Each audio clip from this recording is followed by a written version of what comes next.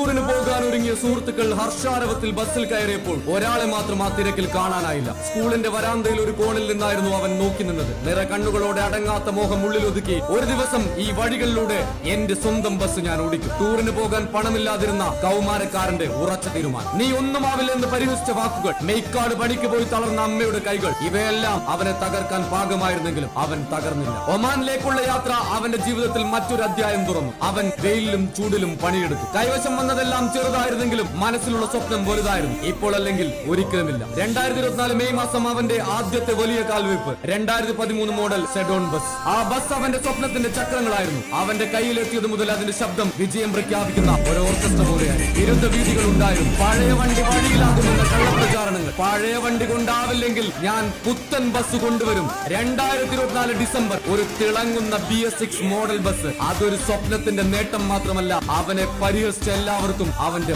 മറുപടിയായിരുന്നു. ഇന്നലെ വരെ ആരും അറിയാത്ത ഒരാൾ ഇന്ന് റാണാചന്ദ്രനും അവന്റെ ഒപ്റ്റിമസ് ബസിനും ലഭിച്ച പിന്തുണ മനോഹരമായ ഒരു ചരിത്രം സൃഷ്ടിക്കുന്നു. അവന്റെ വിജയത്തിന് പിന്നിൽ ഒരു കൂട്ടായ്മയുണ്ട്. അരുൺ, കണ്ണൻചേട്ടൻ, ഭാര്യ, സഹോദരി, സലാമസ്, ഓഡിയോസ്. പക്ഷെ അതിനേക്കാളും വലിയ പങ്ക് ഒരാൾക്കാണ്, അമ്മയ്ക്ക്. ആ അമ്മയുടെ ആശയായിരുന്നു അവന്റെ വാശി. ക്യാ ചാഹി എന്ന് ചോദിച്ചാൽ ദുനിയാന്ന് തിരിച്ചു പറഞ്ഞ റോക്കി ബായുടെ അതേ വാശി.